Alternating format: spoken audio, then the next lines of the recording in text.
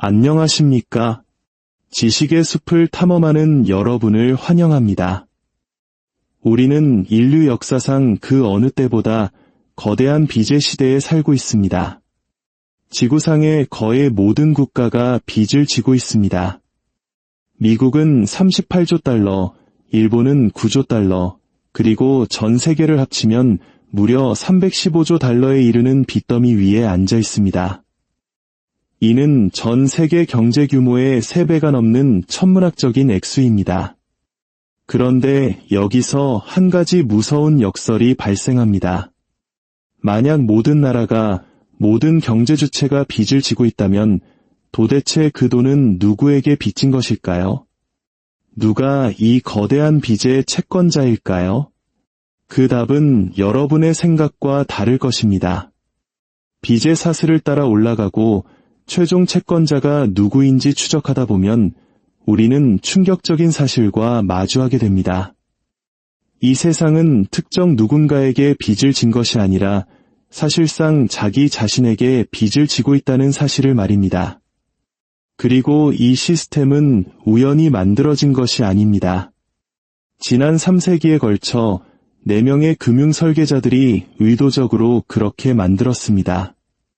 그들은 절대로 갚을 수 없는 빚의 구조를 설계했고 정부가 영원히 돈을 빌리게 만들었으며 그 이자는 끝없이 위로 흘러가도록 했습니다. 그리고 이 덫을 설계한 바로 그들은 모든 이자 지불과 모든 경제 위기, 모든 구제 금융 속에서 막대한 이익을 챙겼습니다. 이것은 음모론이 아닙니다. 명백히 기록된 역사입니다. 그 회의는 실제로 열렸고 계약서는 존재하며 시스템의 작동 방식은 공개적으로 기록되어 있습니다. 오늘 우리는 어떻게 이 거대한 덫이 설계되었는지, 그리고 왜 38조 달러라는 미국의 빚이 해결해야 할 문제가 아니라 이 시스템이 완벽하게 작동하고 있다는 증거인지를 보여드리고자 합니다. 빚의 덫을 설계한 4명의 건축가, 그리고 그 덫이 완성된 4번의 결정적인 순간, 왜 지구상의 모든 정부가 이제 그 안에 갇혀 빠져나올 수 없게 되었는지 그 거대한 역사의 흐름 속으로 함께 들어가 보겠습니다. 첫 번째 설계자는 윌리엄 패터슨입니다. 1694년 이전 왕들이 돈을 빌리는 방식은 단순했습니다. 상인이나 귀족에게 가서 이자와 함께 갚겠다고 약속하는 것이었죠. 만약 갚지 못하면 그들은 채무불이행, 즉 디폴트를 선언했습니다. 그러면 채권자는 돈을 잃고 왕은 다른 사람에게 다시 돈을 빌렸습니다. 이것은 돈을 빌려주는 사람에게는 위험하고 왕에게는 체면이 깎이는 일이었지만 적어도 그 부채는 일시적이었습니다. 갚거나 파산하거나 둘 중 하나로 시스템은 정리되었습니다. 스코틀랜드 출신의 상인이자 금융사기꾼이었던 윌리엄 패터슨이 모든 것을 바꾸었습니다. 여러 번의 실패 끝에 부자가 될 기회를 엿보던 그는 1691년 문명을 재편할 아이디어를 떠올립니다. 당시 영국은 프랑스와의 오랜 전쟁으로 국고가 바닥난 상태였습니다. 윌리엄 3세 국왕은 절박하게 돈이 필요했지만 세수만으로는 전쟁 비용을 감당할 수 없었고 과거의 채무 불이행 기록 때문에 누구도 선뜻 돈을 빌려주려 하지 않았습니다. 바로 그때 패터슨이 왕에게 하나의 제안을 합니다. 부유한 상인들을 모아 정부에 120만 파운드를 빌려주겠다는 것이었습니다. 현재 가치로 약 3억 달러에 해당하는 거금이었죠. 하지만 그의 제안에는 혁신적인 조건이 붙어 있었습니다. 바로 원금은 영원히 갚지 않는다는 것이었습니다.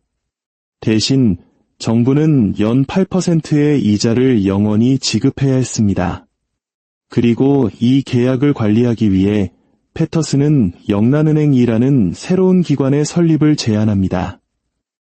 이 구조는 혁명적이었습니다. 상인들은 자신들의 금을 영란은행에 맡기고 영란은행은 그 돈을 정부에 빌려줍니다. 정부는 세금을 걷어 매년 이자를 영란은행에 지급하고 영란은행은 그 이자를 다시 상인들에게 지급하는 방식이었죠. 여기서 핵심은 정부가 원금을 절대 갚을 필요가 없다는 것이었습니다. 빚이 영구화된 것입니다. 상인들이 이 제안을 받아들였을까요? 이자 지급이 의회에 의해 보증되었기 때문입니다. 즉, 국가의 세금 징수 권한이 담보가 된 셈입니다. 영국이 존재하는 한, 국민에게서 세금을 걷는 한, 이자는 영원히 흘러나올 것이었습니다. 상인들이 금 대신 받은 은행권은 시장에서 거래될 수 있었고, 이자를 낳는다는 점에서 돈보다 더 좋은 자산이 되었습니다. 1694년 의회는 패터슨의 계획을 승인했고 영란은행이 설립되었습니다. 정부는 전쟁 자금을 얻었고 역사상 처음으로 국가부채는 해결해야 할 문제가 아니라 시스템의 일부가 되었습니다. 영구적인 특징이 된 것이죠. 하지만 패터슨의 진짜 천재성은 다음에 드러납니다. 영란은행은 정부 부채를 담보로 은행권을 발행할 권리를 얻었습니다. 즉, 빚을 근거로 돈을 찍어낼 수 있게 된 것입니다. 정부의 차용증서가 화폐가 되었고 정부가 더 많이 빌릴수록 더 많은 돈이 창조될 수 있는 구조가 탄생했습니다. 이것이 바로 현대 금융 시스템의 원형입니다.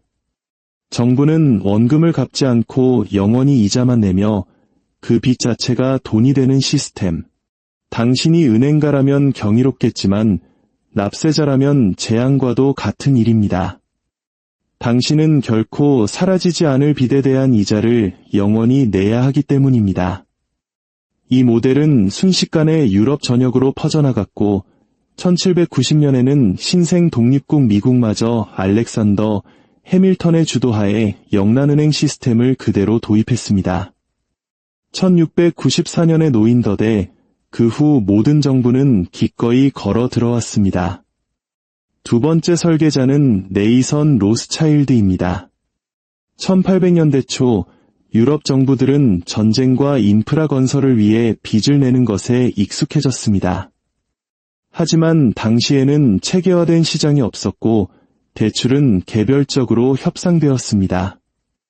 바로 이 지점에서 네이선 로스차일드가 등장해 국가부채를 산업화시킵니다. 로스차일드 가문은 프랑크푸르트의 환전상으로 시작해 1800년대에는 5형제가 런던, 파리, 프랑크푸르트, 비엔나, 나폴리 등 유럽의 5대 주요 도시에 은행 제국을 건설했습니다. 이 정보 및 자금 이동 네트워크는 타의 추종을 불허했습니다. 런던의 네이선 로스차일드는 전략의 천재였습니다. 그는 나폴레옹 전쟁 당시 영국 정부에 직접 돈을 빌려주는 대신 정부 채권을 할인된 가격에 대량으로 사들인 후 투자자들에게 웃돈을 붙여 되팔았습니다. 그는 국가부채의 2차 시장을 창조한 것입니다. 정부는 필요한 돈을 즉시 얻고 로스차일드는 중간에서 차익을 챙겼으며 연기금이나 보험사 같은 투자자들은 거래 가능한 안전자산을 얻게 되었습니다. 하지만 그의 방식은 여기서 더 교묘해집니다. 1815년 워털루 전투 당시 네이선은 런던의 그 누구보다 먼저 나폴레옹의 패배 소식을 접했습니다. 그의 정보망이 공식 채널보다 빨랐기 때문이죠. 그는 이 정보를 이용해 채권 시장을 조작했습니다. 먼저 그는 영국이 패배한 것처럼 위장하기 위해 영국 국채를 대량으로 팔아치웠습니다. 가격은 폭락했고 공포에 질린 다른 투자자들도 투매에 동참했습니다. 그리고 가격이 바닥을 쳤을 때 로스차일드는 헐갑의 국채를 다시 사들였습니다. 다음 날 영국의 승전보가 전해지자 채권 가격은 폭등했고 그는 정보와 타이밍을 통제함으로써 막대한 부를 쌓았습니다. 이 사건은 로스차일드 모델을 확립시켰습니다. 정보를 통제하고 발행을 통제하고 시장을 통제하라. 로스차일드의 혁신이 빚의 덫을 더욱 견고하게 만든 이유는 이것입니다. 이전에는 왕이 채무 불이행을 선언하면 그만이었지만 로스차일드는 국가 부채가 국경을 넘어 거래되도록 만들었습니다. 영국 국채를 프랑스 투자자가 소유하고 그가 다시 독일 은행에 팔고 그 은행은 이를 담보로 오스트리아 귀족에게 대출을 해주는 식으로 소유 관계가 거미줄처럼 복잡하게 얽히게 된 것입니다. 이제 채무 불이행은 한 명의 채권자를 거부하는 행위가 아니라 국제 금융 네트워크 전체를 붕괴시키는 행위가 되었습니다. 디폴트가 불가능해진 것입니다. 정부가 책임감이 강해서가 아니라 디폴트가 초래할 시스템 붕괴가 두려워서 말입니다. 정부는 덫에 걸렸습니다. 낡은 빚의 이자를 갚기 위해 계속해서 새로운 빚을 내야만 했습니다. 빚의 덫은 이제 영구적일 뿐만 아니라 탈출 불가능한 것이 되었습니다. 세 번째 설계자는 존 피어폰트 모건, 즉 J.P. 모건입니다. 1900년대 미국은 경제대국으로 부상했지만 금융 시스템은 여전히 원시적이었습니다. 중앙은행이 없어 금융위기에 취약했죠. 1907년 금융공황이 닥치자 J.P. 모건은 개인적으로 뉴욕의 은행가들을 자신의 도서관에 가두고 자비로 파산 직전에 은행들을 구제하도록 강요했습니다. 공황은 끝났지만 70세의 모건은 이런 일을 다시 할 수 없다는 것을 알았습니다. 그래서 그는 미국의 가장 강력한 은행가들과 함께 영구적인 해결책, 즉 중앙은행을 설계하기로 합니다. 하지만 당시 미국인들은 중앙은행에 대한 거부감이 극심했습니다. 그래서 모건과 그의 동료들은 1910년 조지아주의 지킬 아일랜드에서 비밀회동을 갖고 교묘하게 위장된 중앙은행 시스템을 설계합니다. 그 결과물이 바로 연방준비제도, 즉 패드입니다. 중앙은행이라는 이름 대신 연준 시스템이라 불렀고 하나의 기관이 아닌 12개의 지역 연방준비은행으로 구성했습니다. 대통령이 이사회의장을 임명하는 등 겉보기에는 분산되고 민주적인 공공기관처럼 보였지만 그 구조는 철저히 은행가들의 통제를 보장했습니다. 지역 연방준비은행은 민간은행들이 소유하고 이 민간은행들이 사실상 연준의 주요 의사결정을 좌우했습니다. 가장 중요한 권한, 즉 돈을 창조하여 정부 채권을 매입할 권한은 J.P. 모건이 은행들이 통제하는 뉴욕 연방준비은행에 주어졌습니다. 1913년 연방준비법이 의회를 통과하자 빚의 덫은 무한대로 확장되었습니다. 이것이 왜 중요할까요? 연준 이전에는 정부가 빌릴 수 있는 돈에 한계가 있었습니다. 민간은행이 빌려줄 수 있는 돈이 그만큼이었기 때문이죠. 하지만 연준은 정부 채권을 매입하는 방식으로 사실상 무한정 돈을 찍어낼 수 있었습니다. 정부가 채권을 발행하면 연준은 새로 찍어낸 돈으로 그것을 사들입니다. 정부는 그 돈을 쓰고 빚은 연준의 대차대조표에 기록됩니다. 납세자들이 영원히 그 이자를 갚을 것이라는 약속 외에는 아무런 담보도 없이 말입니다. 이것이 바로 무한한 부채를 가능하게 하는 메커니즘입니다. 연준은 정부 채권의 영원한 구매자가 되어줌으로써 정부가 결코 차입을 멈추지 않아도 되도록 보장합니다. 빚의 덫은 이제 무한해졌습니다. 마지막 네 번째 설계자는 폴 볼커입니다. 1970년대 패터슨, 로스차일드, 모건이 만든 빚의 덫은 전 세계적으로 작동하고 있었습니다. 하지만 개발도상국들은 빌린 돈의 이자를 감당하지 못하기 시작했고 덫은 한계에 다다르고 있었습니다. 이때 폴 볼커가 나타나 이 덫을 전 지구적으로 그리고 영구적으로 완성시킵니다. 1979년부터 1987년까지 연준 의장이었던 볼커는 10%가 넘는 인플레이션과 씨름해야 했습니다. 그는 경기 침체를 감수하고서라도 인플레이션을 잡기 위해 기준금리를 11%에서 무려 20%까지 끌어올렸습니다. 이것이 바로 볼커 쇼크입니다. 이 조치는 미국의 인플레이션을 잡는 데는 성공했지만 다른 곳에서 끔찍한 결과를 낳았습니다. 1970년대 낮은 금리로 달러 빚을 잔뜩 빌렸었던 멕시코, 브라질, 아르헨티나 같은 나라들은 이자율이 3배로 뛰자 파산 직전에 몰렸습니다. 1982년 8월 멕시코가 채무 불이행을 선언하자 이들에게 돈을 빌려준 미국의 대형은행들이 연쇄부도 위기에 처했습니다. 이때 볼커는 시장의 논리대로 은행들이 손실을 감수하도록 내버려두지 않았습니다. 대신 그는 국제통화기금, 즉 IMF를 통해 구제금융을 조직했습니다. IMF는 멕시코와 다른 나라들에게 미국 은행에 대한 이자를 계속 갚을 수 있을 만큼의 돈을 빌려주었습니다. 그리고 이 대출에는 잔인한 조건이 붙었습니다. 정부 지출 삭감, 국영자산 민영화, 외국인 투자를 위한 시장 개방, 통화가치 절하 등 사실상 경제 주권을 포기하라는 요구였습니다. 이 조건들은 많은 한국인들에게 너무나도 익숙하게 들릴 것입니다. 1980년대 라틴 아메리카에 가해졌던 이 구조조정 요구는 1997년 우리 대한민국이 겪었던 IMF 외환 위기의 고통스러운 경험과 정확히 일치하기 때문입니다. 여기서 핵심은 IMF의 대출이 빚을 줄여주지 않았다는 점입니다.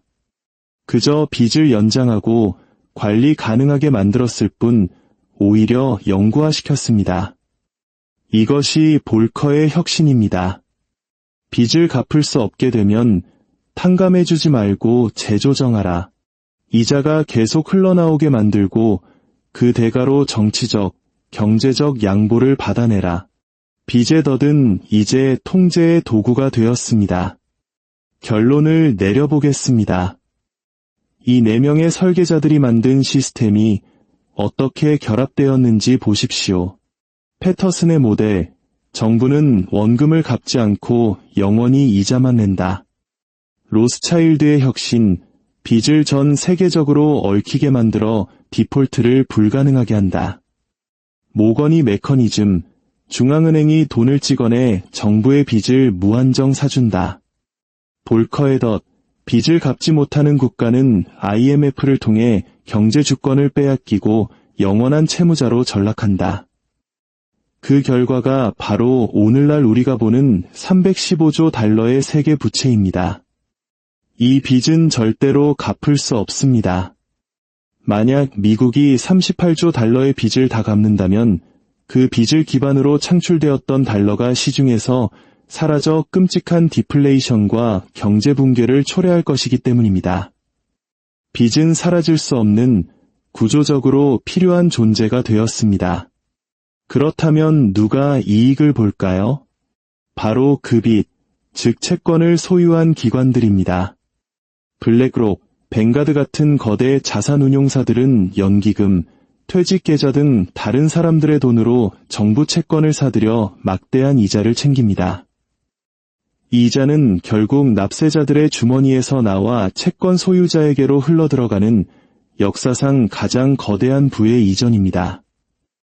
이 4명의 설계자들은 서로 공모하지 않았습니다. 하지만 각자 자신의 시대에서 은행가들에게 가장 이익이 되는 방식으로 문제를 해결했고 그 해결책들이 차곡차곡 쌓여 오늘날의 시스템을 만들었습니다. 1694년 패터슨이 빚을 영구적으로 만들었고 1815년 로스차일드가 그것을 전 지구적으로 만들었으며 1913년 모건이 무한하게 만들었고 1982년 볼커는 탈출 불가능하게 만들었습니다. 38조 달러의 빚은 위기가 아닙니다. 그것은 이 시스템의 비즈니스 모델 그 자체입니다. 부채는 문제가 아니라 이 시스템의 기반이며 이자는 우리가 그들의 세상에 살기 위해 지불하는 임대료인 셈입니다. 만약 오늘 이야기가 여러분에게 새로운 관점을 제시했다면 이 지식을 주변 사람들과 공유하는 것은 그들에게 큰 도움이 될 수 있습니다. 앞으로도 감춰진 진실을 탐구하는 저희의 여정에 함께 해주시길 바랍니다. 감사합니다.